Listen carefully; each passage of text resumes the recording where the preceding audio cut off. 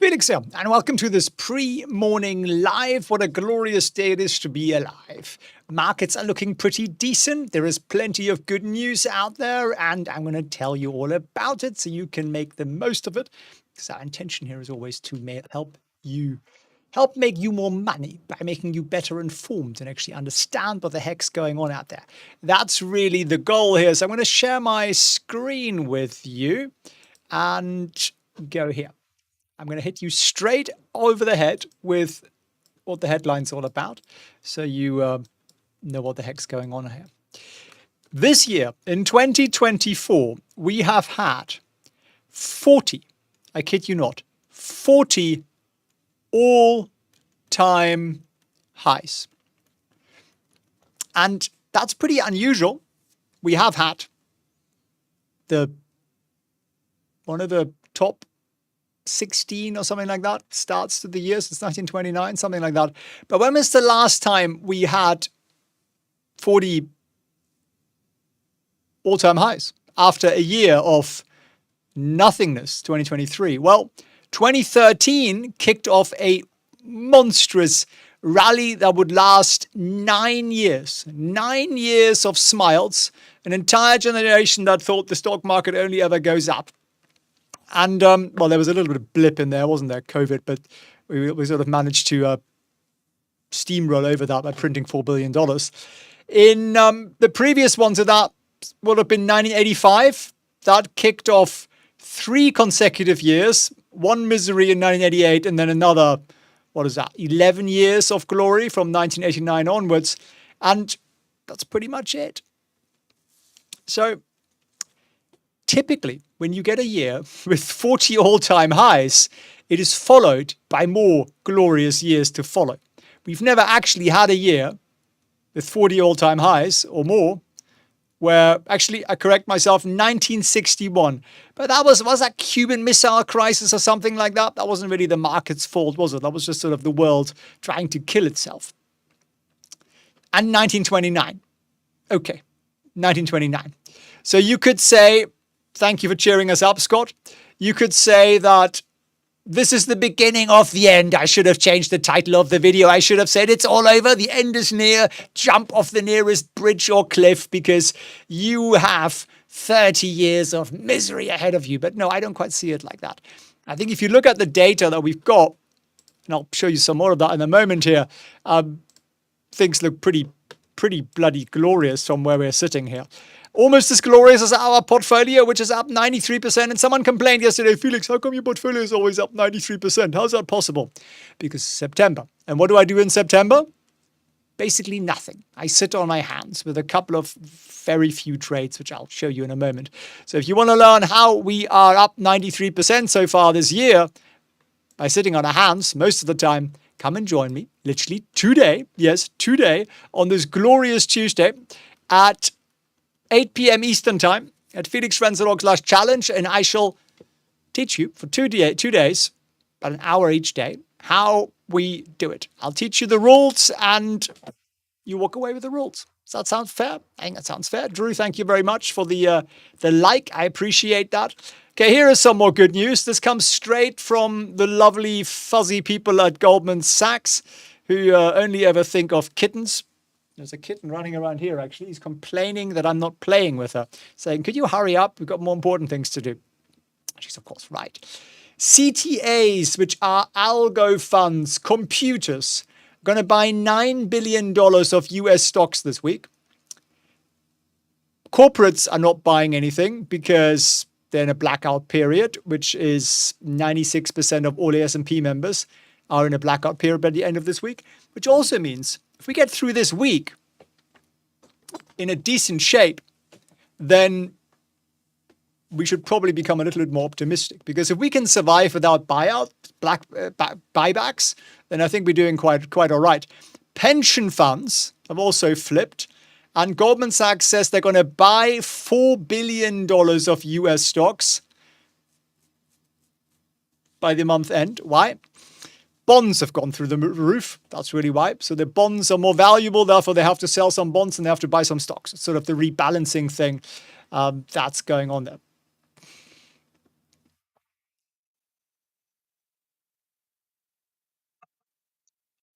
100 likes now. I appreciate that. That's a 20% like to view ratio. That's rather generous of you, isn't it? Okay, then let me give you some more things to cheer you up. We are here, as they say in France. They can't pronounce the H. Ash. I can't help but make French of the fun of the French even. So if history is anything to guide us, we should end the year 8% higher. Obviously, it doesn't have to turn out that way, but historically, that's how it works. Now, it could be that depending on how the poll results come in and what your favorite presidential candidate's saying this week, that we might extend the September slump a little bit into October, and that we would then catch up, entirely possibly. But generally speaking, November, December, glorious, glorious months. David and Bart, appreciate the likes. What's rebalancing, says Dawn. Okay, let me explain. It's a good question. So here when we have pension funds, how's a pension fund run? A pension fund, say this is a pension fund, and it has to have 50% of its money in one thing and 50% in the other. The one thing is bonds, and the other thing is stocks. Now, what if your bonds go up? Because bonds go up, Fed cuts and so on. So now this goes up, bonds go up. So now you've got, say, 53% in bonds and you've got 47% in stocks. So what do you have to do? You sell bonds and you buy more stocks to rebalance. And you do that every quarter. That's the madness that pension funds do. They have to do it. This is just sort of the way they're regulated.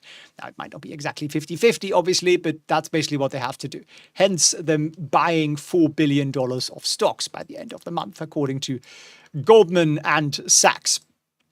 There is no and in there, but there probably was at one point. Now, Tesla is a beautiful trade, isn't it? It's a beautiful trade. It's a really beautiful trade. Why is it a beautiful trade? Well, my sort of chart theory is basically something like that.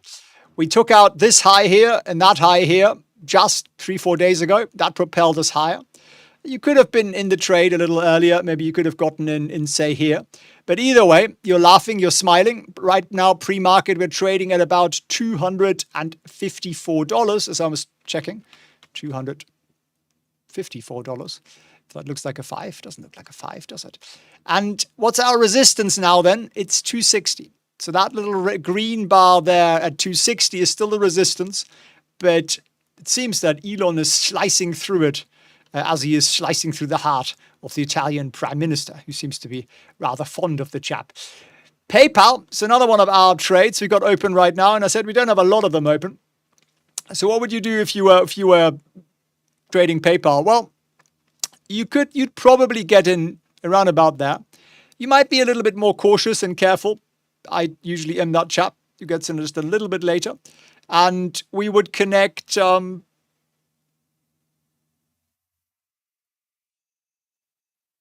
like this.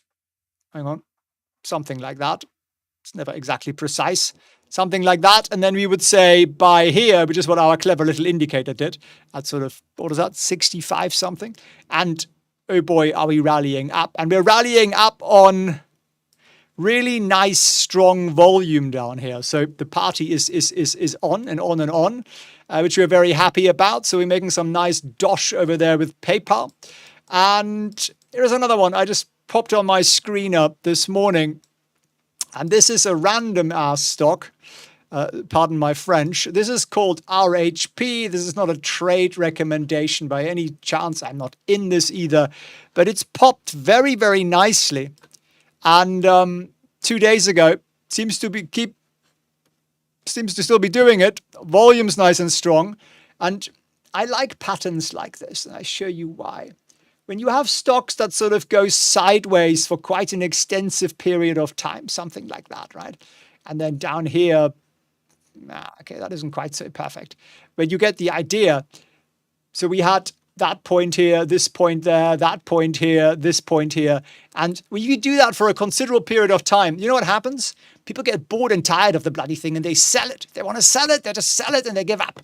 So the longer the sideways thing goes on for, the better it is when you actually get the breakout. So it's one I'll be keeping an eye on. It's called RHP. RAS. Is that the new abbreviation?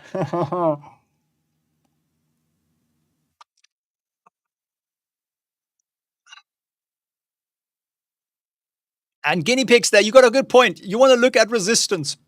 So you want to look at like how close are we to the next resistance. For this stock, the next resistance will be somewhere up here at sort of 120. So 10% up. I think that's reasonable. If it's like 3% above, then yeah, I wouldn't bother because what's the whole point? Take a look at Oxy, says some of you. Okay, we'll do that. Poet, also gladly. We talked about that yesterday. But the chart I love the best, of course, is our own stock chart, which is us making 93% gains so far this year, which is always a lovely feeling and feels very, very good. Learn how we do that. Seriously. Link is down below. felixfriends.org/challenge. Grab yourself one of the last tickets that's there and join me in, 11 hours? Something like that. A couple of big stories that I think you need to be aware of, and then we'll go through your favorite tickers and favorite stocks. Just put them in the chat here. Is Visa card. Visa card is, pissed off somebody at the Department of Justice. And they are apparently throwing an antitrust case at Visa card because they have a monopoly in debit cards. They illegally monopolized the US debit card market. So Visa card this morning looking a little bit sad and saggy here at down a little bit. Yeah, down, a gap down, in fact, 282, ending that beautiful rally.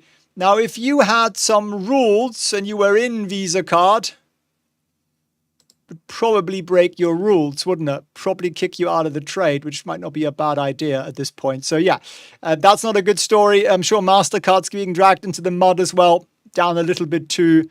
What about AEX? Probably, AXP, MX? Less so. Yeah, less so. So that's definitely one to watch for today. There is more in the good news. Well, Starbucks. Jefferies have given them a sell. Starbucks is, what do they do? Well, let me get rid of all the pretty lines. They appointed a new CEO here, which meant that everybody hated the old CEO and had been lying to him for years. How does that feel, do you think? If your stock price goes from 76 to 96 on the news that you've retired or got fired, but Jefferies is basically saying it's overdone. And they might have a point. They might have a point because turn this ship around is a little bit challenging. So the question now is, how low can we go, right? It's not moving a lot this morning, but it might be the kicker to end the party here on Starbucks. Nancy sold Visa card before. Okay, let's look at a couple of stocks here then before the market opens in 15 minutes. Nvidia. Slightly dodgy looking pattern, I would say. I'll tell you why. You've got, this is sort of your general direction. One high, next high is lower, this high is lower. This is a short-term thing, right? I'm not saying fundamentally I'm bearish Nvidia, but the yellow 50-day moving average line is starting to slope down. Rarely a good sign. We did bounce off here, the 150 there and there. That was kind of good, but which way is it going to go next? And yeah, you could also say it's potentially going to be the beginning of a, let me get a pen. Let's get a fat pen. Potentially the beginning of a head and shoulder thingy. It would need to break through that blue line I've painted in here, that one there. It hasn't done that yet. If it does that, then expect it to fall quite a bit. So watch out for that. I'd watch out for that, 110 line or something like that. That's kind of important. Ideally, we'd like to bounce off again the 50-day and move upwards and form a higher high. But right now, I'd be cautious. I would just be cautious. I would set up some stop losses on this one. That's the way I would look at that. Let's look at a couple of other favorites here. Tesla, we just looked at. That looks absolutely freaking beautiful. Trading at 254 here. We need to take out the 260 and then the 270 will be next. And then the party can really get going here for Tesla. SoFi is not really doing a lot. It's... Well, the good news is we got higher highs here, right? 3 in a row. That's kind of good. So you want to make sure that your lows are also higher. So we don't want to dip below $7 again. That's kind of the important thing. Any kind of dip and then rebound's fine. We might go back to 750 and then bounce off it again. That's also entirely fine. Palantir, good news after good news for this stock. It's hard to take, really, isn't it? I kind of miss my slightly depressing Palantir. Trading at all-time highs again, is it? Almost $38. How high did we ever go in the crazy days? It did go a bit higher, didn't it? I think there were moments of madness, but not many, right? We closed, the highest we ever closed was 39.54, I think. Yeah, 39.54, something like that. So looking very, very, very good there. It's just, yeah, it's a little late to the party. I think that's probably what I would say. Chinese equities got a nice bump today. Yeah, the whole space. China is stimulating a bit here with mostly interest rate cuts and just pumping a little bit of liquidity into the market. And that's probably triggered a bit of a short squeeze. I think that's just kind of what this is. Be interesting to see how that plays out and whether that lasts. NVO forming head and shoulders, says Stevie.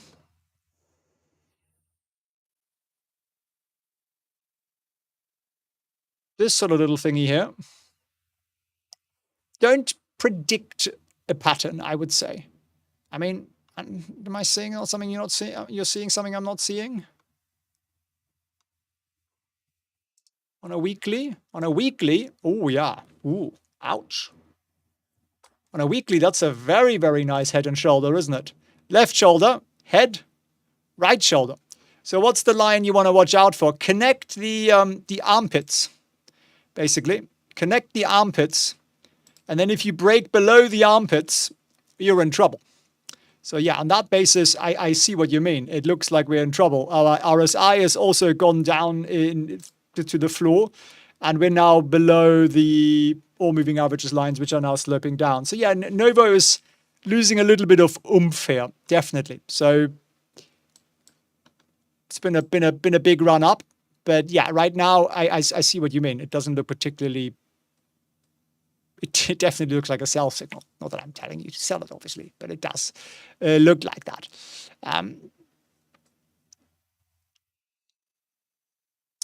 Any other favorite stocks that we should be looking at? Anything else that we missed here?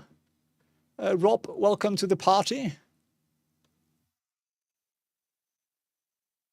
Oh, somebody threw out Poet. We talked about that yesterday, didn't we? Hang on. Poet. Poet had a monstrous breakout with enormous volume, and the party continues today. So, and it's had quite a long sort of period of consolidation here, however you want to draw that in, something like that. And that's usually quite a good thing. You sort of have that wedge thingy, you break out of the moving average here, the yellow one, starting to slope up. Huge volume yesterday, RSI going through the roof. So nice, very nice signal there. Hood. Yeah, that's been on my watch list the last couple of days. It did break out here quite nicely, but I was missing the volume. You see, volume was flat down here, and I don't really like that. I need my volume to have some oomph. And we haven't quite seen that yet. So we're kind of just forming this sideways pattern here. And we got to break out of that sort of 24.50 or so with a lot of volume to really make this thing go oomph again. At the moment, we're not really seeing that. How do you see the RSI line in Trade Vision? Indicators, my friend, and I use Mansfield RSI here. One of these Mansfield RSI. They'll both do the same thing, I think. That's Trading View, by the way. Trade Vision. There's RSI down here. See, there we go. There's a yellow white line RSI.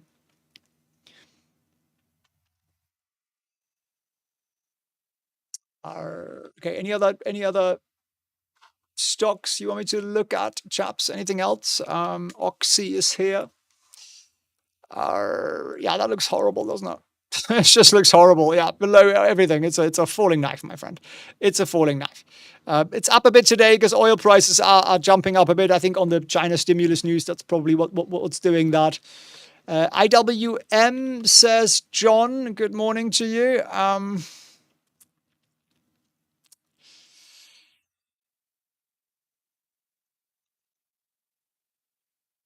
Well, just connect the highs, right? And we just haven't broken out of them. So that one was okay because we kind of went back to the original height, but we haven't really broken out. So I'd be cautious. I still think it's range bound, even though it's trading above the 50-day.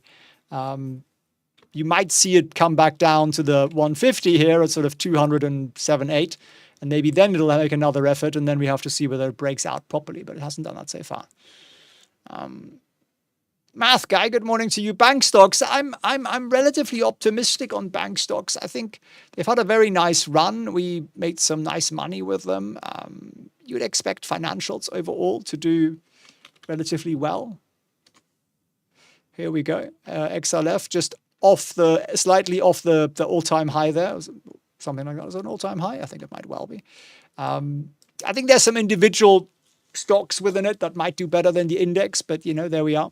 Do you bother with GME? No, I don't. I've got plenty of hedge fund friends who do make a lot of money out of this, but I just don't need that level of excitement, to be honest with you. It's just a little too erratic for my liking.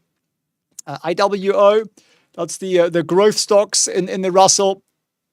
They're doing a little bit better, which you'd expect with rate cuts, but we're still not really going anywhere. And then you potentially have this head and shoulder thing going on here, right? It would need to come all the way back down to sort of there, which it hasn't done. So I'm not saying it's going to do that, but it looks a little bit top. It's kind of like a lot of resistance up there. Walgreens. Yeah, but what do you see? What do you see? It's if it's an oil business and they're drilling for oil, they're doing a good job. No, it's just horrible, isn't it? It just keeps falling and falling and falling. So I would be very, very, very, very cautious. If I wanted to get in on this, I would need to see this and then that, right? Something like that. But we are nowhere near that. We're just falling. For Palantir, do you have leap options, secured puts, cover call, Monsieur Station? Okay, Frankie's talking about something there. GM. Oh, I don't know. What? Shorting it. I don't really care what the stock is, to be honest with you, or what sector it's in, as long as it's making me money. It's got a lot of tops. That's all I'm seeing here, right? Top. We're coming back down. Not really where I would be looking to enter for sure. I wouldn't say I would short it necessarily either at this level. I think that's a bit premature. You need a little bit more oomph to go down, a bit more volume, and start to break out of this uptrend here that it's in right now. Qualcomm, that's an interesting one. I just did a video on that, actually. Should come out shortly. about the whole Qualcomm and Intel thing. I think Qualcomm will be under pressure. I would not go near it, to be honest with you. I just think if they want to pull off this Intel thing, they're going to have to dilute you by a factor of 2 or 3. So I'm certainly not a fan, and it's a falling knife. So definitely wouldn't touch that. CRM, you can look at that. Market is about open in 5 minutes. Well, what do you see? You see that white line here, which is the 200-day moving average? It's below it, right? And what happens when we go near it? We bounce off it, we bounce off it, we bounce off it, we bounce off it, and we never make it through. So does that look good? Not really. Not really, right? So what would you need for this stock to be a buy? Well, connect all the highs, roughly, here with that sort of bluish line there. You can't really see that very well, can you? We'll make it, is that better? No. Make it white. What colors have we not abused yet? Maybe a brighter blue. So make it a bit thicker too, couldn't we? Now you've got me on to colors. Felix will spend the next 45 minutes changing the colors on his chart. So yeah, no, you can't make it any quicker, thicker. Break out of that. Break through the moving averages. So you'd have to get to 270 or something like that, with some serious volume, and then it could be interesting. But you still have that resistance over here from sort of 276. So again, how high are you going to go? I don't really love the setup. Somebody keeps saying Google. Goog. Good old Goog. Yeah, so what do you see? Where would you have sold? Where would you have sold? Well, I think you should have sold here. That's where you should have sold. And then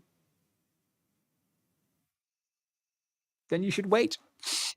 Wait till it becomes a bullish setup again. It isn't. You should have bought there and you should have sold there. That's basically it. It's quite simple in hindsight, isn't it? But it is actually quite simple in reality as well. Can Adobe recover? But anything can recover. It's just a question of time frame. And do you want to have your money tied up in something that isn't really going anywhere? So right now, it's not a great setup, is it? If you look at this little pattern up here, top, fall, top, fall. It's kind of an interesting pattern, isn't it? They keep doing it. So I wouldn't do anything with Adobe. Wouldn't go near it. Can you explain your yellow line? Okay, the yellow line is the 50-day moving average. That would be the most important line I'd look at, followed by the pink line, which is the 150-day moving average. And those two lines together basically are your toolkit that I would always look at. MU. Yeah. Consolidating, not breaking out. 50-day moving average is sloping down, so sit on your hands.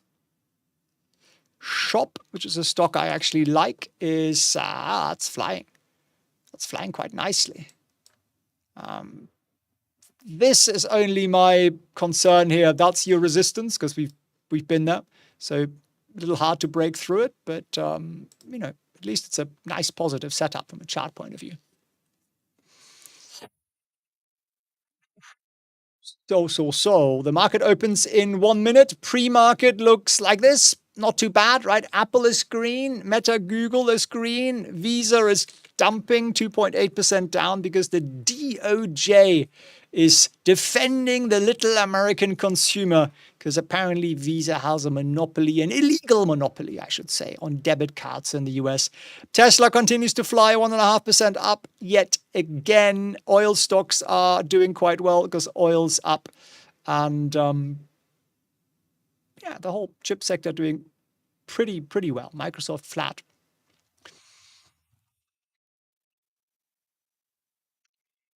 Color Life, appreciate that. Yeah, every day gets a little better. Every day gets a little easier. And my cats are cheering up a bit too, which helps. So they're sitting a lot with me and they want to play and stuff, which is quite nice. They've been quite depressed, the poor little things. So TSM, nice breakout. The only concern here is that kind of have this sort of line, don't you? High, high, high. And that's always around that 176 line or so. And that's a little bit the one we got to break through. Now, pre-market looks quite sweet at 178. Options market resistance sits at 180. Something to bear in mind, which is also the high here we had on 18th of July. But it's a nice little consolidation pattern here.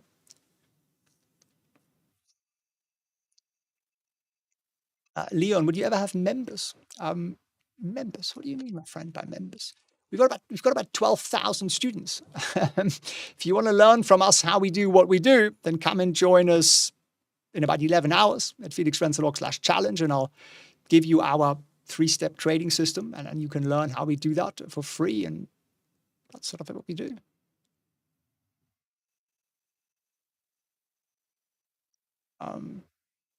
William, appreciate that. Thank you. MSTR. D-Stripe, you got 30, 60, 90 indicators. I've yet to meet a trader who's got 30, 60, 90 day indicators. I would do 150. Sorry, I would do 50, 150, 200. That's what I would look at. And just use SMAs, like simple moving averages. Keep it simple. Always keep things simple. Don't need any of that fancy EMA stuff or any of that nonsense. MicroStrategy.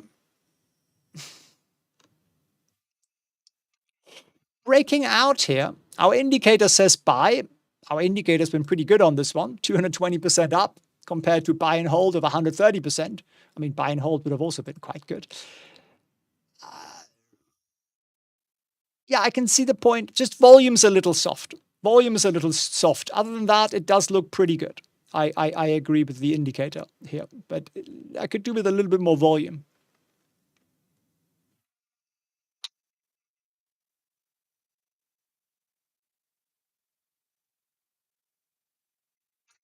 John, good morning to you. No neighbor drilling. You think I need to move? Yes. I need a neighbor to drill. Actually, we did some drilling today. We changed some aircon units today.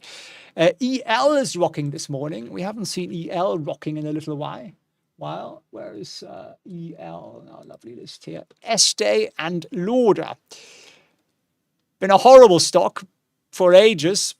Just poor management and inventory. And gosh, look at that. They were at $373. Now they're at $91. The problem with those stocks, loads of people are in it who are gagging to sell at the point that they bought it. That's the problem with a stock like this. So it takes usually ages for it to recover. The analogy I like to use is every 10% a stock drops by is the equivalent of a one-story floor in a building. If you fall from the first floor balcony, you're probably okay. But if you fall from the 7th or 8th floor balcony, you're probably in a coma with some broken legs and hips for a while. That's where Estee Lauder is. So yeah, nice that it's jumping up here, but I think it's still irrelevant. Sorry to say.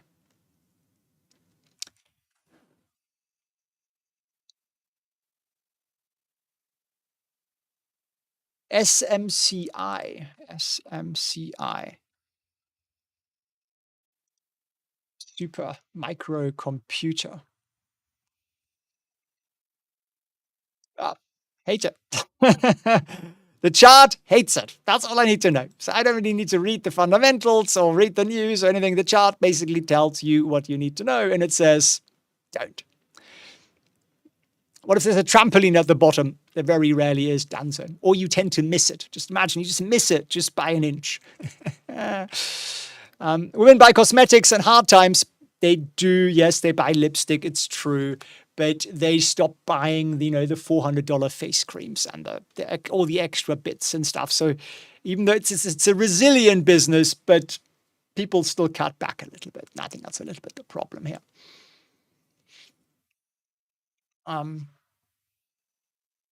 Death Cross. Yeah, it's a bad setup. It's a really, really hideous setup here for them. Now, the market is, of course, open. Shall we have a quick look at NVDA, our friends? They are up ever so slightly. Tesla is up 1.8% here. Is that a gap up? Yup, it is. That means the party is going to keep going and going and going, and our leaps are printing money. what about our PayPal leaps? They are also printing money, which is lovely to see. Anything else? Anything else?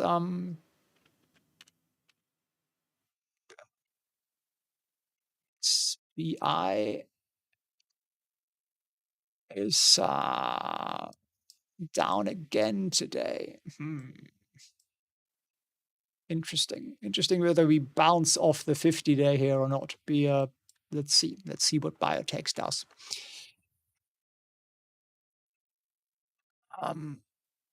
LLY, not doing anything.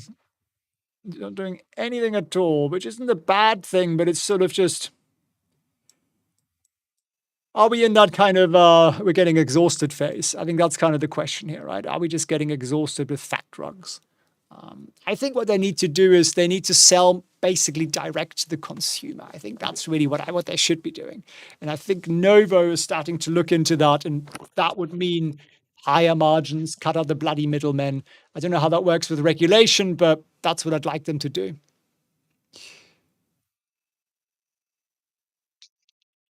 Yeah, all Chinese stocks are basically flying. What is that? Grain share. Here we go. Rate cuts, stimulus, and so on from the Chinese government, which would have likely caused a short squeeze. And I think that's what you're seeing across the board. So give it a day or two to see what happens. That would be my opinion on that one. GEV, it's a bit of a random one, but that's a very nice breakout. Very, very nice breakout. They're on a tear. Yeah, congrats if you're in that. We're getting some nice random tickers here. Yin, China Bull 3 times. Isha says, yeah, I'd be a little cautious over there. Why do banks make more money? Well, banks don't just make money on net interest. Yes, that is in theory a drag, but the investment banking division typically makes more money. There are more mergers, there's more advisory work, there's a lot more stuff going on if the economy picks up. And there's refinancing, right? Everybody's got loans. It's going to be like, can we refinance this, please? So there's more bond issuance, there's more debt, rejigging and so on. So a lot of stuff happening over there. If you want to learn more about how we make money and how we're up literally 93% so far this glorious year, then come and join me. I was going to put it out here, but I can't find the banner. Can I? No, I can't find it. So here it is down below, felixprehn.org/challenge. Join me literally today in about 11 hours, and I'll teach you for 2 days, not the whole day. That would be a bit much, wouldn't it? But for about an hour each day, I'll teach you what we do, our 3 rules. This is for beginners. You don't need to know a thing. And I'll break it down for you. You walk away with a rule book. We'll do some actual trading together and everything else. And you can ask me all the difficult questions you've always wanted to ask me. And I look forward to seeing you over there.